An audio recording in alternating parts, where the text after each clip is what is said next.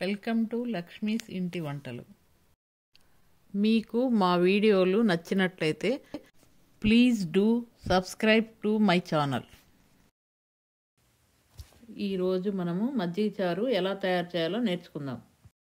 మజ్జిగ చారుకి కావలసినవి: మజ్జిగ 1 కప్పు, నూనె 2 టేబుల్ స్పూన్లు, తాలింపు దినుసులు 1 టేబుల్ స్పూను, ఎండుమిరపకాయలు 3, కరివేపాకు కొద్దిగా, ఉప్పు 1/2 టేబుల్ స్పూను, జీలకర్ర పొడి చిటికెడు, కొత్తిమీర కొద్దిగా. మజ్జిగ చారు తయారు చేసుకోవడానికి ముందుగా తాలింపుకి నూనె వేసుకోవాలి. తరువాత తాలింపు దినుసులు ఎండుమిరపకాయలు వేసుకోవాలి. తరువాత చిటికెడు ఇంగువ వేసుకోవాలి. కరివేపాకు వేసుకోవాలి.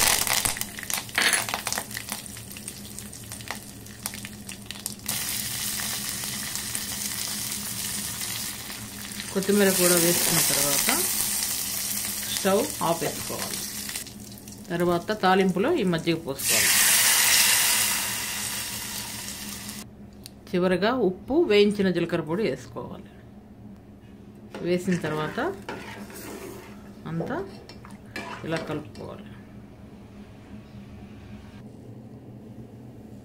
అంతే, ఎంతో కమ్మనైన మజ్జిగ చారు రెడీ.